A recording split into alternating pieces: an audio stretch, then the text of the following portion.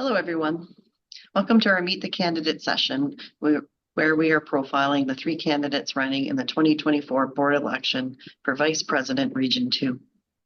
My name is Andrea Kay, and I'm your Chief Executive Officer and Chief Electoral Officer, and I will be moderating this session. Also joining us for this session to provide assistance is Athena Brown, Senior Strategy Project Manager, and Clark Allure, IT Trainer. Athena will serve as the 2-minute timer. Here's the format that we will be using. Each candidate will be provided 2 minutes to make an opening statement prior to answering any questions regarding the role of the Vice President Region 2. For the questions, each candidate will have the opportunity to respond up to a maximum of 2 minutes. I will start alphabetically and then rotate the order. Please note that when one candidate is answering a question, the other candidate will be placed in the waiting room. They will be called back when it is their turn to answer the question. At the end of the session, each candidate will have the opportunity to provide closing comments of no more than 2 minutes each. So we will start with the opening statements of no more than 2 minutes. The first candidate is Susan Croxford. Suzanne, you can make your statement. Thank you, Andrea, for this opportunity and the time today. So, who am I and why should they vote for me? Well, that's an interesting question, but I am a very strong advocate who has been fearlessly standing up for ONA and my membership in the region for close to 2 decades at least. And so I feel that that's brought me a long way. And who else am I? I'm a regular everyday bedside nurse. I actually rushed home from work to be able to be online. I'm a trusted colleague. People come to me to talk things out. And I'm a proactive leader with a great passion for driving some change. I'd like to see change in nursing and change in the government prior to me leaving nursing. I'm 30 years in and have only seen it go downhill since then. So basically hoping to do some good. I've bargained with my own bargaining unit, as we don't have central bargaining. So I've seen both sides of that table. And I'm just out there for getting the best interests of our members and securing favorable terms to advance all of our collective goals. Yeah, there's so much I could go on, but I think I'll leave it there and just say thank you so much. The second candidate is Josh Marcon. Josh, you can make your statement. Thanks, Andrea. Hello, my name is Josh Davidson Marcon, and I'm a candidate for Region 2 Vice President. I've been a registered nurse for 8 years, and I've worked in the ICU and infection control at Quinte Health, and now work at Hastings Prince Edward Public Health, and I'm the bargaining unit president representing 45 registered nurses and registered practical nurses. I've been involved with the union since becoming a member, and have been part of the election committee, worked as a professional workload and responsibility rep, and been the bargaining unit president for the last 2 years. I'm also the Region 2 Provincial Political Action Committee rep and vice local coordinator for ONA 31. In my role as bargaining unit president, I have led a supermajority strike with 94% of the members voting in favor, where we won significant increases in wages and built a strong, engaged, and unified bargaining unit. We found success through democracy, active participation, political action, and member engagement, along with significant support from ONA members and staff, other unions, as well as community members. I believe in building strong bargaining units and locals through implementation of ONA's strategic plan. Our members come from diverse backgrounds, and all our voices must be heard. I believe in transparency to and empowerment of the membership and a member-first focused board of directors. Over the past 2 years, there's been a noticeable change in how this board of directors operates. Members are finally sitting atop of the triangle that's now inverted. The advances that we have made and successes we have found show how this approach has been paramount in our success. Members are feeling empowered and heard, and we must continue this momentum and look to our future. I want to engage our region's members and understand their frustrations and experiences with their workplaces, the healthcare system, and their union involvement. I will work together with local leaders in building up their bargaining units and creating a unified and robust membership. I will listen to and be an advocate for our region's members when at the table, ensuring to maintain my duties of my portfolio and liaise with local coordinators and leaders to meet the objectives of our union. I believe in the future of our great union and hope you see me as your next Region 2 Vice President. I will have your voice and I will be your microphone. Thank you. The third candidate is Rachel Muir. Rachel, you can make your statement. Hello, my name is Rachel Muir. I'm the bargaining unit president and local coordinator for ONA 83, which is the Ottawa Hospital. I have a very large bargaining unit and have been working very hard over the past several years to put their voices forward. And now I wish to have the opportunity to do that for the region. We've seen a great deal of change with ONA lately, and it's changed for the better. We are transparent, we are powerful, and our voices are being heard. And I wish to continue that, to continue to work with the board to make sure that we remain the vocal, powerful, professional union that we are. For it's been noted many, many times that when you unite, you are strong. We've seen this, and I've seen this in the local level in my bargaining unit when the main OR staff rallied together with a huge majority to stop the implication of non-regulated workers within their environment. We continue to fight that battle. I've fought battles to end privatization at the Riverside Hospital, one of our campuses, where they still continue to perform private surgeries on the weekends. I've battled with the local health coalition and have established great relationships with local MPPs as they too see our focus and our move forward to ensure that not only are the lives of our patients made better with a continued public healthcare system, but where we see the lives of our nurses, of us, the members of ONA in our union, improving as we see better work conditions, patient ratios, better salaries, better benefits, and above all, a recognition for the work that we do, for the diversity that we have, and for the value we are within this healthcare system. Thank you. We will now go to the question and answer portion of the session. I will pose questions regarding the role of the Vice President Region 2 to each candidate. The other candidates will be placed in the waiting room and then brought back in to answer the same question. Going alphabetically for the first question, I'll pose it to Suzanne. One of the board of directors' overall accountabilities and responsibility is to carry out policies and work towards the objectives of the union so that ONA can meet its mission to defend the rights of and advocate for nurses and healthcare professionals. How has your ONA leadership experience prepared you to meet this responsibility as an ONA board member? Thank you, Andrea, for that question. My experience through ONA has been wide-ranged. I've been everything from health and safety rep, where they got me originally, to political action, which many people know I am always out at rallies and helping out wherever I can. Then I went on to be a bargaining unit president, moved onwards and upwards from that, although I remain the bargaining unit president of Hastings Manor. I also was the vice local coordinator for many terms of Local 31, and the local coordinator of Local 31 after administration was, so that was a challenge for me.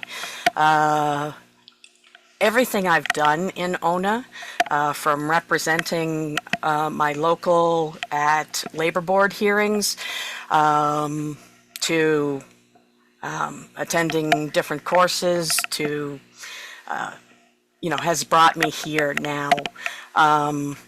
I have done just about every job. I'm nearing the end of my career in nursing, and I believe that this is the time for me to move towards the board and try to help make ONA the best place that it can be. I certainly believe that it already is, and there's how I think.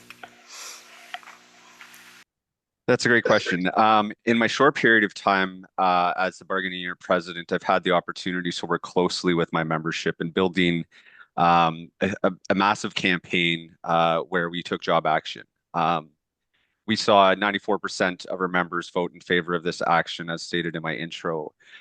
But what we found was our unity and found our voice through togetherness and working towards a common goal. And I believe that this can be extrapolated to the broader membership. We use transparency as well as intergenerational communication and ensuring that all of our members' voices were heard. We made our members we had our members take accountability for their actions, and they saw how impactful their actions were. By taking this accountability, they saw that their actions and words had an impact. And since the strike, we have found success in building our local bargaining unit. It has also been found to be successful at other local bargaining units, and I've taken that to also mentor other local leaders and people who are in similar situations with me. I would like to expand on that and work towards building stronger bargaining units throughout this region and working with local leaders to implement strategies to build up the membership and keep them engaged or get them to be engaged. I have taken Organizing for Power course in which we learned about structure tests and building campaigns. And I feel like I would be an effective leader in helping other leaders develop their bargaining units and build strong and resilient bargaining units. Thank you. That's a tough one. It's been a constant learning curve. It's to put these policies in place means to follow each individual, to apply it on an individual need, because everybody that I work with, everybody that I support is different, and their needs and challenges are all different. But you need to keep in mind that these policies are there for a reason, and they need to serve the greater good as well. So in amongst knowing these policies, which is something that I continue to strive to do, it's my responsibility to apply them appropriately, to question when I don't know, to learn when I don't know, to acknowledge when I'm wrong, and to fix that so that moving forward, it can be changed and I don't make the same mistakes again. Much as we hate policies and procedures, they're there for a reason and they work. ONA is a strong union, and these policies are proving that they're there for the right reasons, to not only to ensure the workings of ONA, but to ensure that each and every member of our union is well supported with the union and all their needs from the minute they cross a unionized threshold. For the second question, I will begin with Josh. ONA launched a new brand at biennial convention last November that aligns with our strategic priority, telling Ontarians the truth. This is a two-part question. One, can you share what truths you believe need to be shared with Ontarians?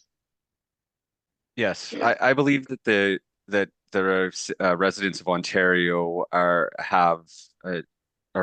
not being told a clear picture.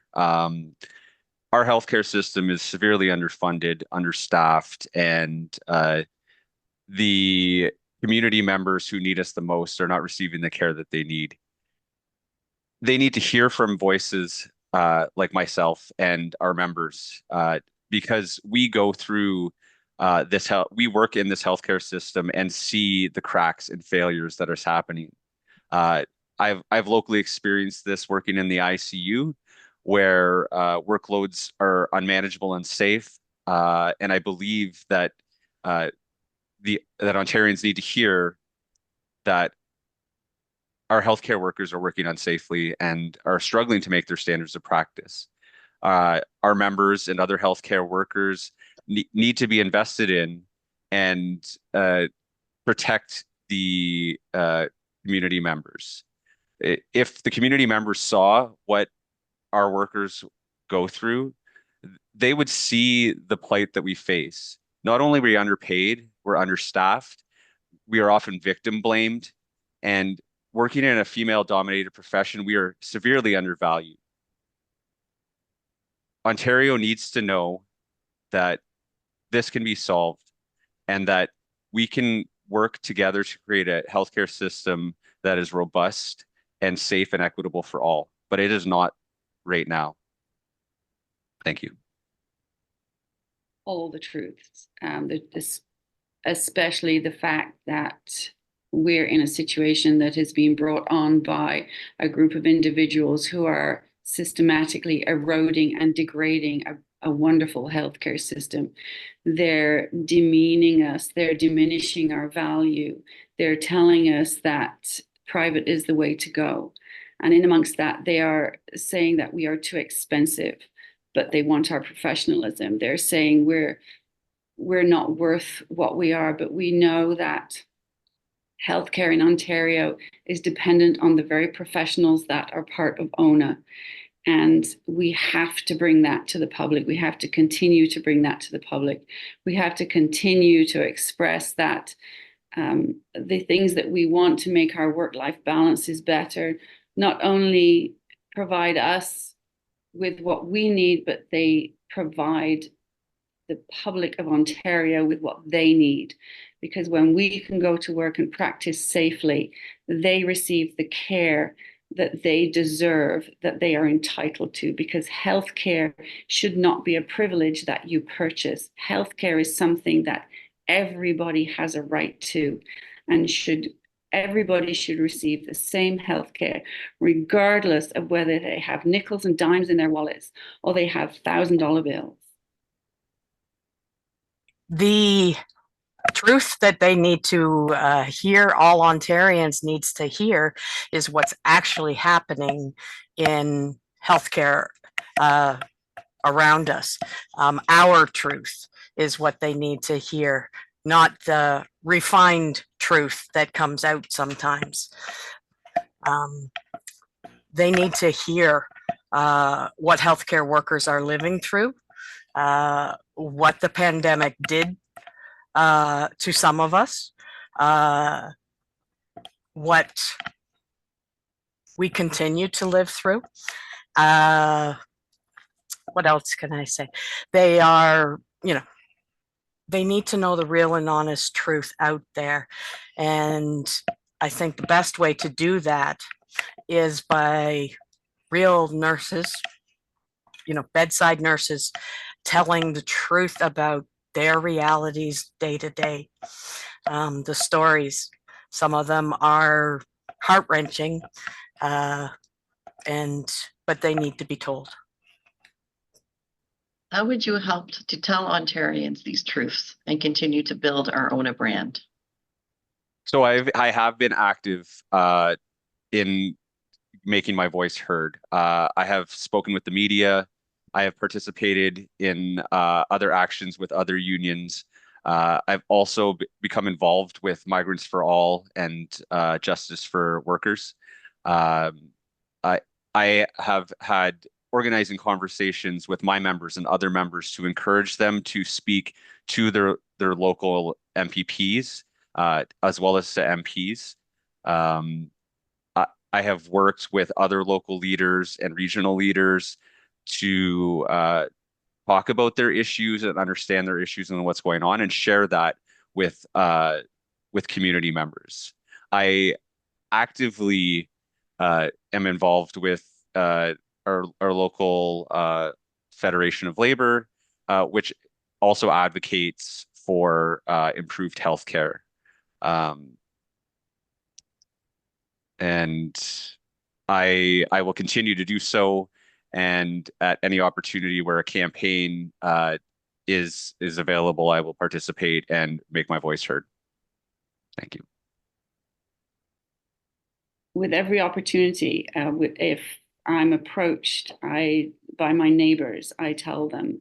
When I'm with the local health coalition, we discuss it, we bring it forward. I march, I rally. Every possible opportunity, I will do it. If I'm approached by media, I will put out the truth there. I will never badmouth an employer. But I will tell the truth. It's important that we use the tools that we have, whether it's with one person or 100,000 people, because when we do that, we get out there. We have many tools. We have each other as well. It's important that we work together, as the board has and has proven that, to get out there and work together, to bring people together, to unite not only ONA members, but the members of the other healthcare unions, because we all have the same goal in mind, which is to get out there and let the Ontario public know what they stand to lose. And we need to use everything, as I said, everything we have, every tool we have, every microphone, every rally, every newspaper article, every ONA social, get out there. Preach to your members, or our members, preach to our union, but tell their families, tell everybody who will listen with every means that we have, because in some cases our lives depend on it. I would tell my story. Certainly an interesting one as a healthcare worker who in long-term care, who lived through the pandemic, worked through the pandemic, have friends who no longer can work because of the pandemic. The stories need to be told. So that I would do openly. I'm feeling better about those stories now. And so, yes, that I would do. And to help build the brand, I mean, the brand is wonderful. We've already seen that. I was one of the first to jump up and applaud the new branding. I still believe everything in it. And, you know, the best thing has been for us to be one ONA, one family. And, you know, so I think by continuing to do that, by being part of that family, that's the best way to help build the brand so that people can see this is possible. For this question, I'll begin with Rachel. While regional vice presidents are elected to work with the board to ensure that ONA is able to meet its mission to defend the rights of all ONA members across the province, regional vice presidents are also elected by the members of their own region to represent their interests. I have another two-part question. As vice president, what are the main issues you're hearing in your region that you would feel is a priority to address? I think the main issues we're hearing in this region, other issues that we're hearing everywhere, and that's we need patient ratios, we need better staffing, we need recognition. So those are the ones that need to be addressed. We're also hearing that we need to work towards better diversity, acknowledging that we have a very diverse workforce now. At the Ottawa Hospital, with such a huge workforce, we have a huge, very diverse, and in some cases very new workforce. They're new to their profession. They're new to this country. They're new to our ways of doing it. We need to work with them, and we need to recognize them and help them, because they are our future. They're the future of healthcare. They're the future of the nursing profession. So that's what I hear. We hear more about violence. It's huge. and it's increasing. How do we fix that? It's about maintaining our dignity and our safety. But I would say overall, what I continually hear is there's not enough of us. And that's the big priority, because when there's enough of us, everything else will start to improve. As a priority in Region 2 right now, I'm hearing a little bit of long-term care nurses feeling like they're not being heard, and would want to address that. There was a few things said that they want to make sure that they're being heard as well as all the other public health and all those people. So that would be a priority for me, as we do have a lot of smaller bargaining units that are long-term care homes in this particular region. So that for me would be one priority. In speaking with members from our region, especially in the hospital sector, they're all facing similar concerns with workload. Speaking with members of public health, inadequate pay, employers not keeping up their budgets to ensure that there is an adequate workforce. Also, members have indicated that they feel like there's been a lack of transparency from not only employers, politicians, but as well as our union.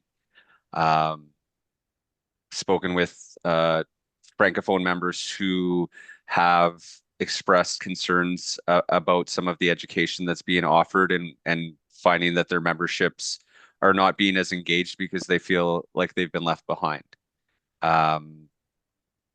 The concerns of our members are quite extensive, and we all face issues that are different, but we all have the same concerns that our healthcare system is crumbling in front of us, and we are the ones who are holding it together, and we can only do so for so much longer. It's just a matter of time before the system cracks and our communities will suffer even more. Our small local hospitals have their ERs closing. Our large hospital centers have privatization happening right under their noses, and our members are fed up. Thank you. If elected, how will you gather feedback from your region to hear about their needs and concerns? I will hopefully be able to travel the region. Obviously, there's the ACCs when we get together with all the local coordinators where you can hear from them directly. But there's nothing better than actually going to the source, touring them, hearing them, going to them and speaking with them, because gaining information second or third hand is never ever as good as getting the information actually from the people who are living the situation. So yes, it would be my challenge, my task, my honor to go out and actually speak with as many of these bargaining units, regardless of their size or what the care they provide. We're all important. So I need to hear from them, because then and only then can I recognize what it is that they need and that I can take to Toronto. We can work towards meeting those needs and making sure that the profession they love remains the profession they love.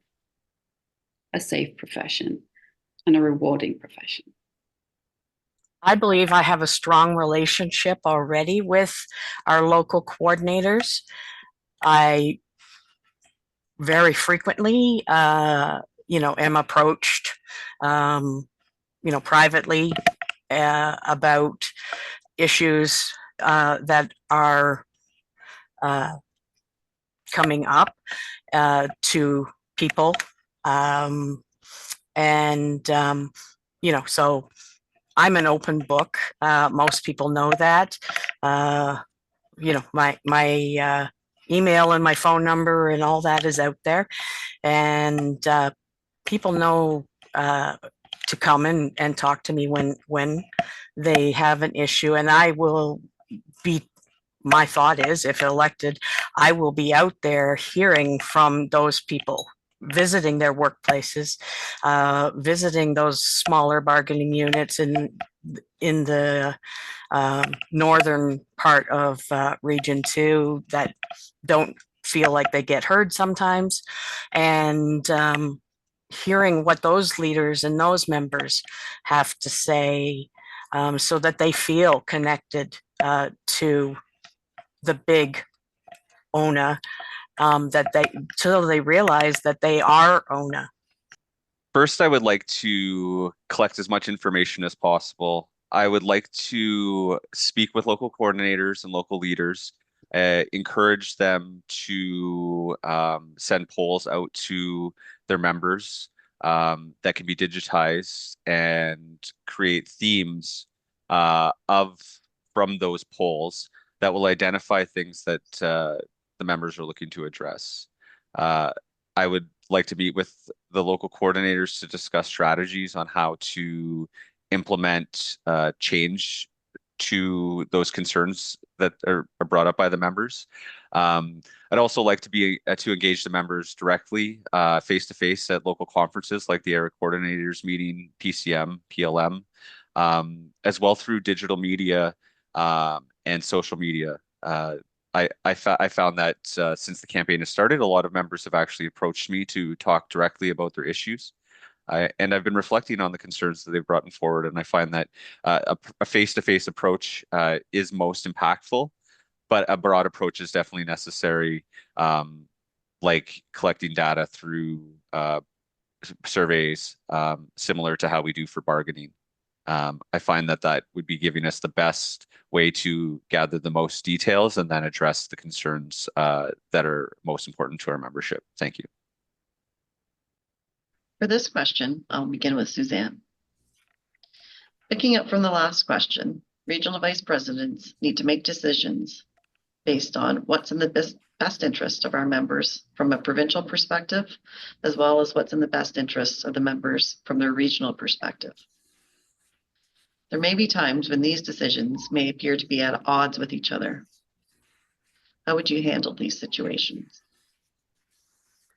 I think ultimately I would first look to the Constitution to ensure that we are complying, then look to the heart of the issue, whatever it may be, and try to find the base of that, and why it's become an issue. And then talk to some other folks if necessary. Confer with the LCs as to why it may or may not be at odds with the Constitution or with our provincial plan. And then ultimately a decision would need to be made, and I would probably bring it back to the board for more discussion. That is, sometimes the best way to fix those kind of things is to have multiple people's point of view being looking at it. First, I would reflect on the concern and try to identify how I feel about the issue presented, and try to identify ways where the needs of both the provincial members and my regional members could be met as best as possible. This may be through conflict resolution, could be through a collaborative approach, or at worst, a compromise.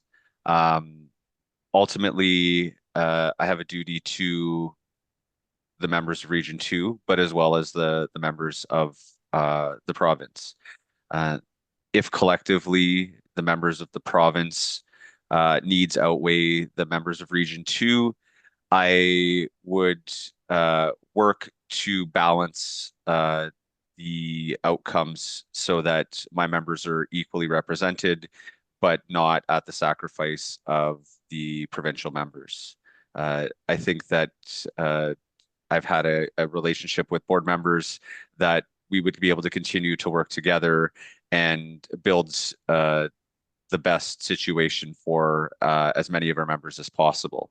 But I would look towards a collaborative approach to ensure that the needs of my members in Region 2 are advanced as much as possible, as well as advancing the needs of the rest of the provincial members.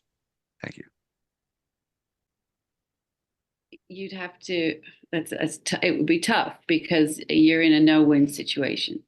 So you need to investigate, you need to find out, you need to make sure that when you present the decision, that you have everything with you. You have the answers, you've got sound data, information, whatever it is you need to support the decision that has to be made. It's very difficult for somebody to receive information that they don't want, to receive a decision that they don't want or don't like. But unfortunately, that's what happens. So if you have done your homework, so to speak, then you can provide them with the rationale as to why that has to go that way. And then whether it's one person or multiple people, as you said, whether it's for a regional or provincial, you have to do the same thing. You have to back up the decision with the right information, the right answers, so that while they may still not like the answer, I may still not like the answer, at least you know it is the answer and it's the right answer. For the fifth question, I'll begin with Josh. ONA's constitution assigns specific portfolios to board members. How would you ensure you are meeting and advancing members' voices for the portfolio assigned to you?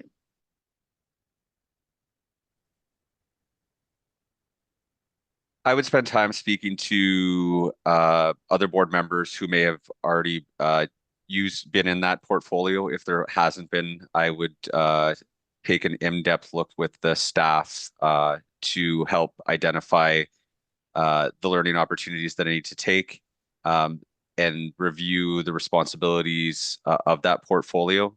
I have already looked at some of the portfolios and identified where I may need to improve my knowledge on these subjects. But I do believe that through hard work, dedication, and a considerable amount of time spending learning about the portfolio and how it works and the needs of the members under that portfolio, that I'd be successful. This isn't something that is easy to undertake, but I would dedicate the time to become as familiar as possible with the portfolio before I take the role in January, and would reflect on my needs, develop questions for other board members and staff to ensure that I am have all the resources necessary to me to be successful in that role. Thank you. Every portfolio comes with a huge amount of information that has to be absorbed. It comes with challenges that you have to learn. It would be learning, like to put it forward as a new regional VP. It's all new ground to me. So it would be a matter of listening, learning, using the resources that you have so that you can present appropriately. I have to admit that all the portfolios seem profoundly overwhelming to me, but I also know that the support is there and that I can do it. So use the supports, recognize what you don't know, and move from and go from there. Every day you'll know a little bit more. Every day you'll be better at it. that's really all I can say is I don't know the portfolios well enough, but I do know that I'm quite capable of learning the portfolios so that I can represent all the members appropriately within the portfolio that's assigned to the region or to the person. There are key guidelines that need to be followed, and there is basically a job description of what all needs to be done by each of the vice presidents, and what that portfolio will contain.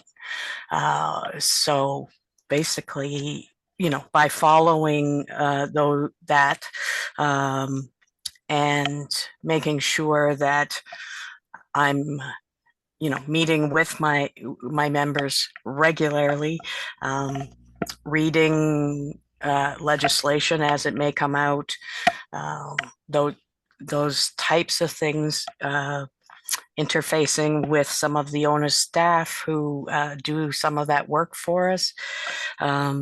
Those are, the ways in which I would ensure that I met my accountability. So as a vice president on the board. For this question, I will begin with Rachel. One of ONA's 6 strategic priorities is everyone included, creating a more diverse, equitable, and inclusive union. One of the major initiatives ONA is undertaking within this priority is our anti-racism and anti-oppression action plan. In your role as a vice president, what role would you play during your term in helping to contribute to the successful implementation of our ARAO action plan? Every role I possibly can. I believe in this deeply. Everybody is equal. Everybody should have the same, should receive the same treatments. Nobody is lesser than anybody else. So I would take on any role given to put that forward. It's not, a lot of times it sounds like it's just words, like we just say these words because that's what's appropriate at the moment. But I do truly believe that this is something that we have to move forward with.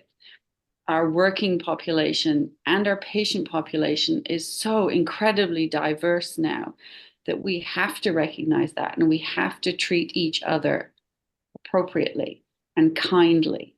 And that means that any role that I am given to push that forward, I will take on willingly and wholeheartedly, because I do believe in it with every fiber of my being. I do believe that the best role to play with the ARAO action plan is to live it, to show it. I have many, many friends who have many different colors of skin and are from a very diverse backgrounds. And that's, part of the joy of having friends out there is I learn so much from everybody. And I do believe that every time I have a conversation, I learn something different, and then bring that into practice on a day-to-day basis. So that is really, to me, the most important piece, and how to go ahead and learn from each interaction I have, and that's whether it doesn't matter whom I'm speaking with. That is how I try to live my life. Thank you. As vice president, I would ensure that there is a voice heard from all members, especially those coming from diverse groups, especially using the anti-racism, anti-oppression lens. I've done a lot of reflecting lately about my privilege as a cisgendered white man and recognize the power and privilege that I have in that position. Um, I I would hope to be open to all of the membership and be approachable to hear their concerns, um, and advocate for their voices to be heard, um, to work as an ally, but not try to assume that I understand their experience. Uh, I recognize that we all face different, uh, we all face life differently, um, but we must approach this with an equitable lens and ensure that we are fostering an environment that is inviting and not exclusive for our members. Uh, those of us in power positions must ensure to protect those, or to help protect those who may not have the same opportunities, ensure that their voices are heard and that their stories are reflected in our mission. I believe that we can work together and that the voices of the diverse membership should be heard, is paramount in my platform. Thank you. For our final question, I will begin with Suzanne. The Board of Directors' common mandate and accountabilities states that fiscal responsibility is a cornerstone of the board's accountability. How would you ensure membership dues are spent with integrity? First of all, making sure that the dues, the budget has gone to the membership. Their money is paying for all of ONA's activity. So that would be for sure. Number one, it's discussed at the November PCM and at biennial, and to make sure that people are submitting forms. We know where the money is going. It's all been approved. Ensuring that the policies that we create are in line with, making sure we're fiscally responsible. Could be as simple as sharing rides. It is I happen to live in a very large geographical region, and so that is always an issue here. So and just by making sure that we're being accountable to our people, by being an open book. If anyone has a question, they can ask it and we'll provide answers. So thank you. I would review the budget, and try to find efficiencies and ways in which there might be some savings towards the members, as well as looking for opportunities where we can improve systems to eliminate redundancies that may cost the membership more money, as well as help to work with staff to develop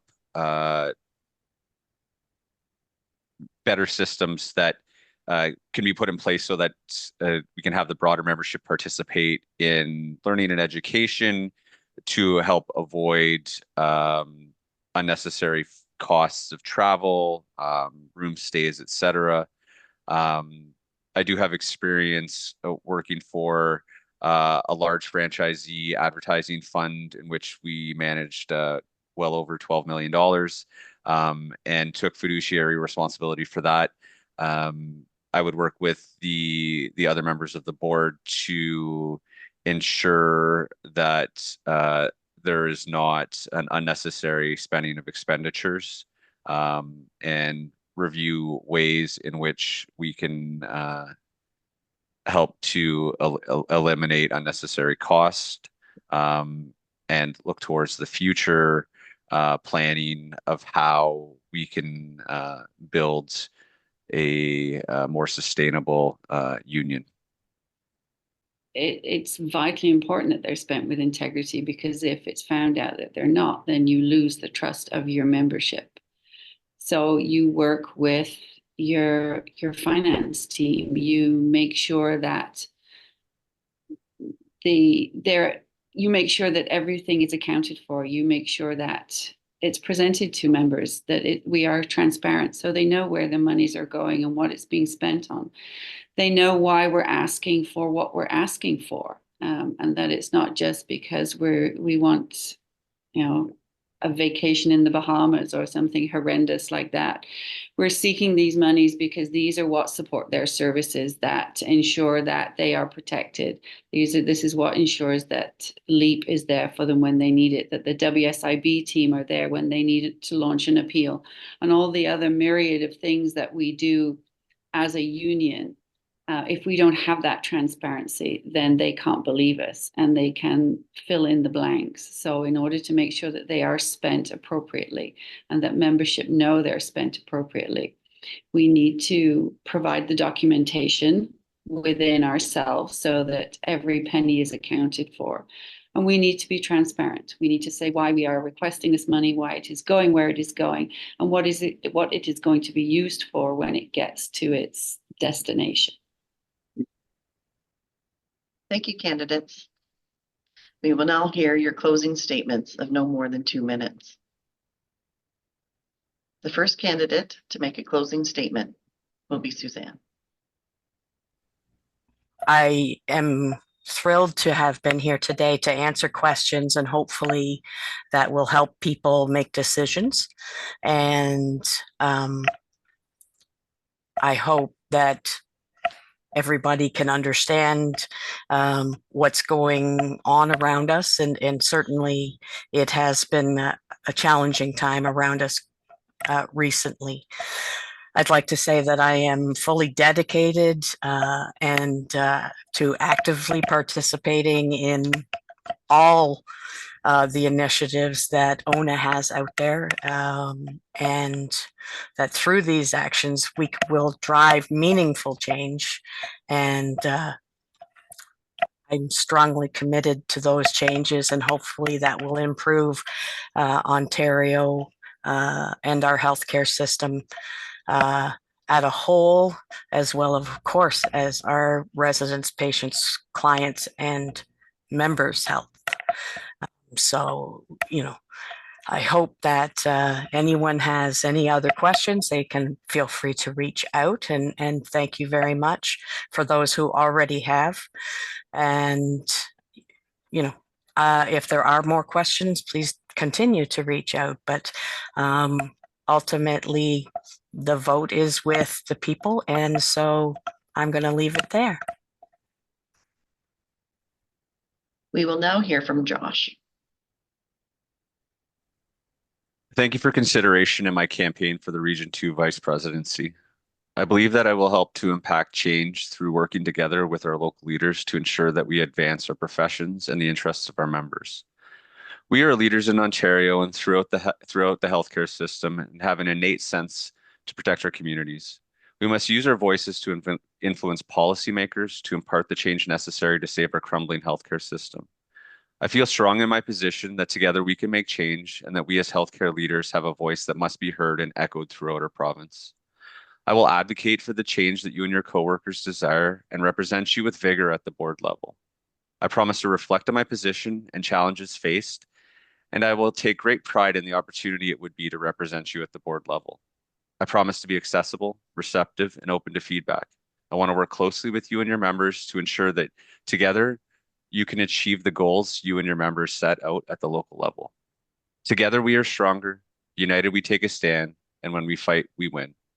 I hope to fight alongside you, and you will consider me for your Region 2 Vice President.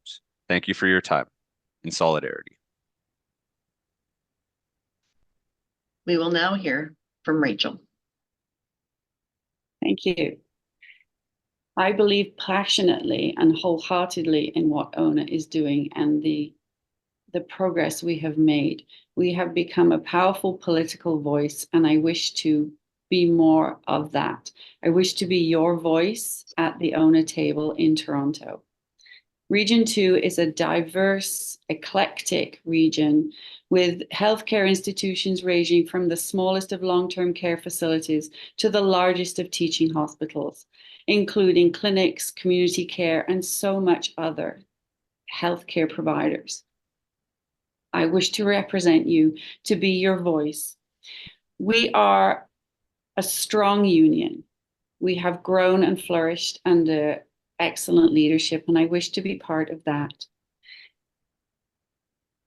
Healthcare professionals they're my passion. I've always been a nurse. I always want to be a nurse, and I want to represent you as that nurse. There's a saying that says we are the sum of our parts, and that is true with ONA, because we are the sum of our members. We are ONA. We are not the union. We are not your union, my union. We are ONA, the sum of our parts.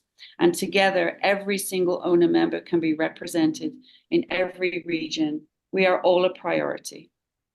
Let us continue to represent these. Let us negotiate and be transparent and be vocal and be loud, because together we are strong. United, we are strong, and we can accomplish anything. Thank you to all the candidates for participating in this session. Please check the ONA website for the videos, resumes, and articles of each of the candidates. Any member questions regarding the election can be directed to the Chief Electoral Officer email, which is chiefelectoralofficer@ona.org.